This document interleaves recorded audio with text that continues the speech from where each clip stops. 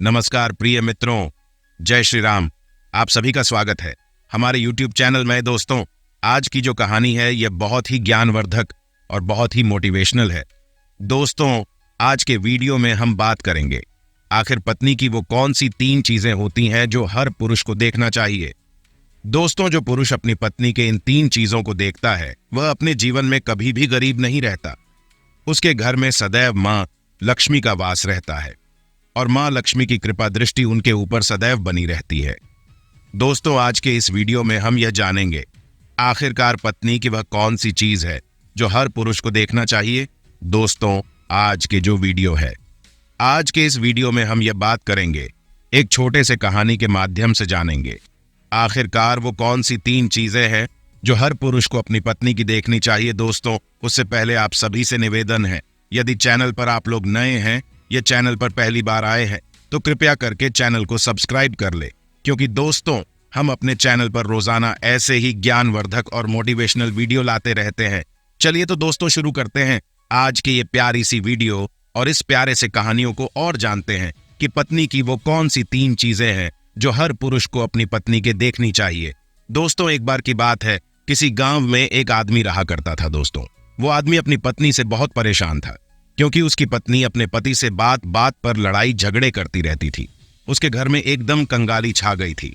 खाने के लिए घर में ना ही कोई दाने थे, ना ही पीने के लिए पानी और न पहनने के लिए वस्त्र। दोस्तों, इस रोज रोज के क्लेश से वह पुरुष अपनी पत्नी से परेशान हो गया था।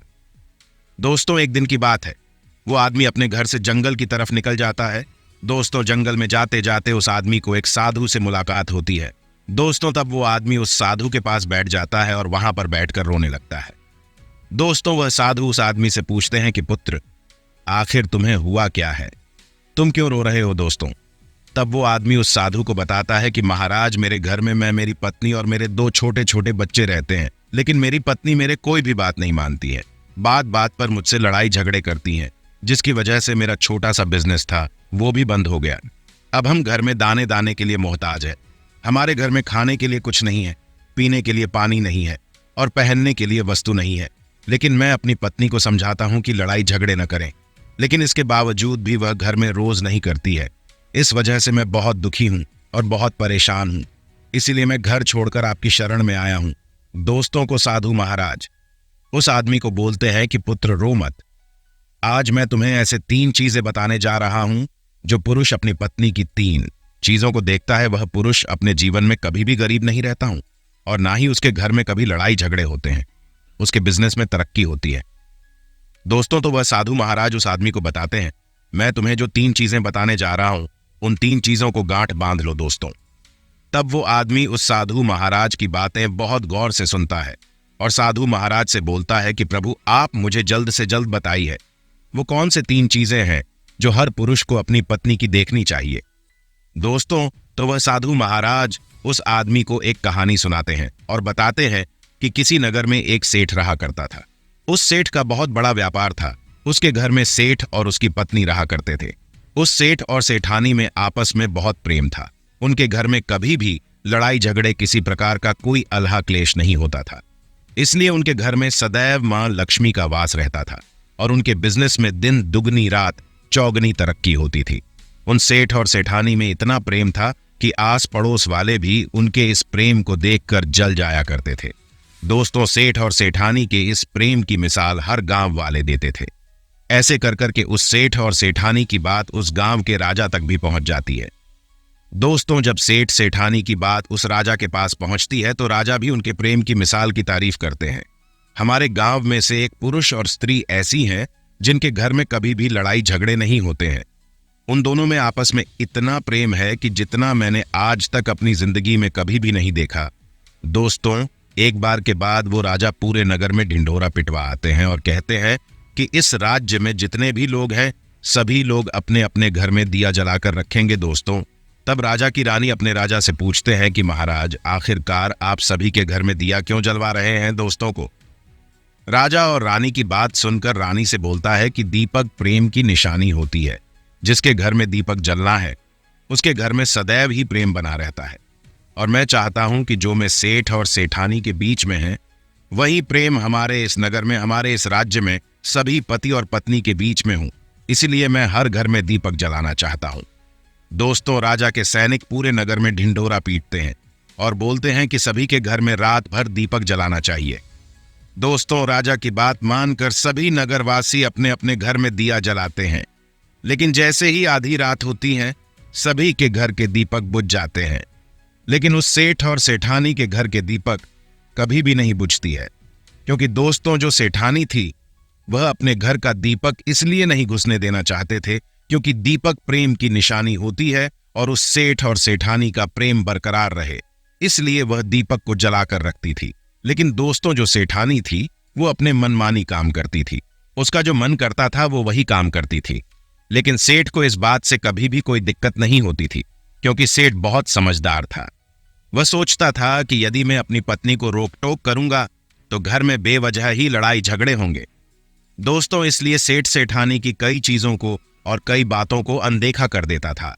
वो सेठ इसलिए अनदेखा करता था ताकि पति पत्नी में वो प्रेम और व्यवहार बना रहे। दोस्तों, एक दिन के बाद राजा और रानी अपनी छत के ऊपर खड़े होकर अपने नगर का नजारा देख रहे थे और वह राजा और रानी देखते हैं कि उनके पूरे राज्य में अंधेरा था, लेकिन सिर्फ एक सेठ और सेठानी का ही घर काम, जिसके घर में दीपक जल रहा था। दोस्तों, तब राजा रानी से बोलता है कि भी पुराने सेठ और सेठानी में कितना प्रेम है। सभी के घरों का दीपक बुझ गया है, लेकिन सेठ और सेठानी के घर का दीपक अभी भी चल रहा है। इसका मतलब यह है कि इस सेठ और सेठानी में बहुत ही ज्यादा प्रीमियम। दोस्तों, तब वो रानी अपने राजा से बोलते हैं कि महाराज, सेठ और सेठानी में जो भी प्रेम है वह सेठानी समझदार है, इसीलिए सेठ के घर में प्रेम है। दोस्तों, जब राजा रानी की बात सुनता है पर आने से बोलता है कि नहीं महारानी, यहाँ पर सेठ बहुत ज्यादा समझदार है, इसलिए उनके घर में कभी भी लड़ाई झगड़े नहीं होती है। दोस्तों, रानी बोलती है कि सेठानी समझदार है, राजा बोलते हैं कि नहीं, सेठ समझदार है। दोस्तों, सेठ और सेठानी की बात को लेकर राजा और रानी में बहस होने लगती है। तब राजा बोलता है कि देखो, हमें बहस करने की जरूरत नहीं है, क्यों ना हम दोनों का एक परीक्षा ले ली, जो परीक्षा में पास होगा वही समझदार होगा। दोस्तों, राजा की इस बात से सहमत हो जाती है और उन दोनों की परीक्षा लेने के लिए तैयार हो जाती है।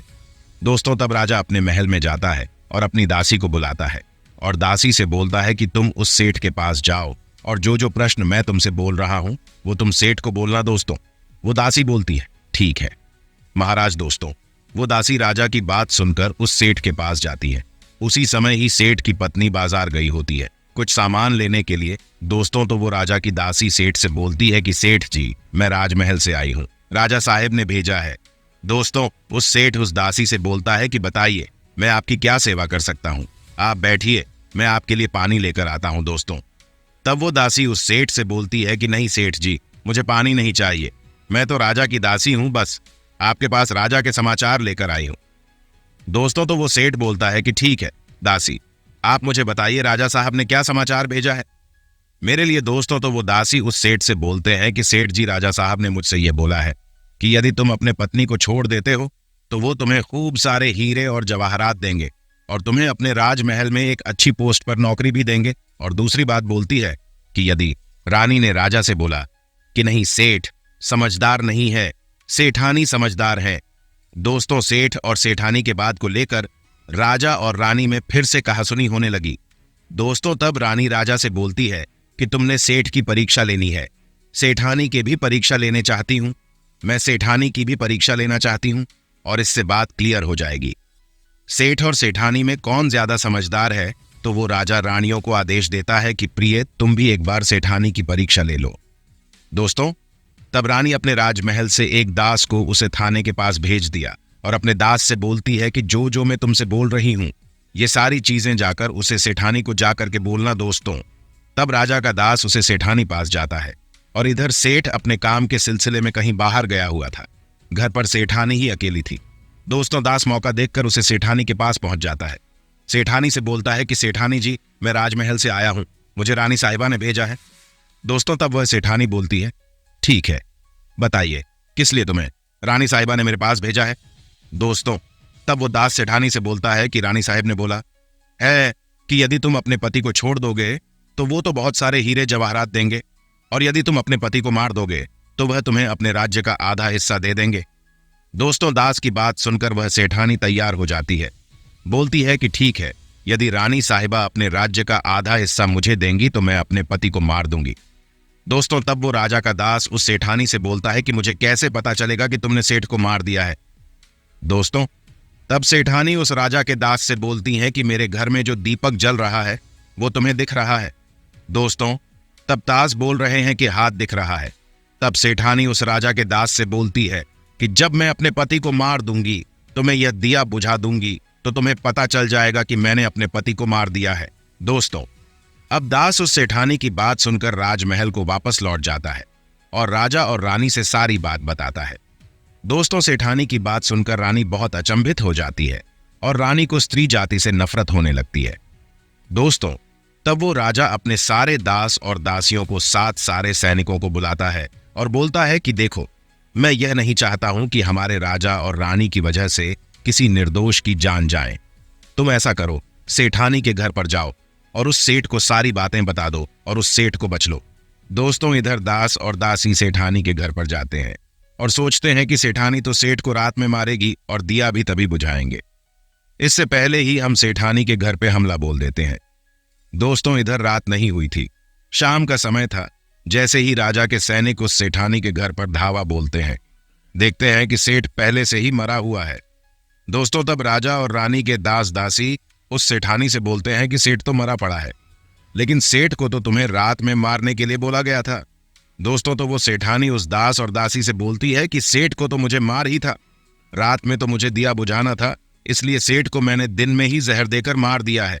अब मेरा काम है दिया बुझाने का। दोस्तों, वो सैनिक उल्टे पांव ही उस सेठ के घर से राजा के दरबार में भागे भागे जाते हैं और राजा को सारी बातें बताते हैं। दोस्तों, राजा क्रोध से आग बबूला हो जाता है और उसको स्त्रियों से घृणा होने लगती है और वो अपने सैनिकों को भेजता है कि उस सेठानी को बंदी बनाकर लाया जाए। दोस्तों, तब राजा के सैनिकों उस सेठानी को बंदी बनाकर राजा के राज दरबार में पेश करते हैं। दोस्तों, तब वो राजा उस सेठानी को कारावास में डलवा देता है और वो राजा समस्त स्त्री जाति से नफरत करने लगता है। दोस्तों, वो साधु इस कहानी को उस गांव के आदमी को सुनाता है। तब उस साधु उस आदमी से बोलता है कि अब तुम्हें समझ में आ गया होगा स्त्री के कौन सी वो 3 चीजें हैं जो हर पुरुष को देखना चाहिए। दोस्तों, तब वो आदमी सेठ से बोलता है कि महाराज, मुझे अभी भी समझ में नहीं आया कि स्त्री के वो कौन से 3 चीजें हैं जो हर पुरुष को देखना चाहिए। दोस्तों, तब वो साधु उस आदमी को बताता है कि हर पुरुष को अपनी स्त्री के सबसे पहली चीज ये देखनी चाहिए कि वह कहां पर आ जा रही है। दोस्तों, जो पुरुष अपनी स्त्री की ये चीजें देखता है कि उसकी पत्नी वहां पे आ रही है, वहां पर जा रही है, तो उसके घर में कभी भी लड़ाई झगड़े नहीं होते हैं और वो अपनी पत्नी के ऊपर नियंत्रण कर पाता है।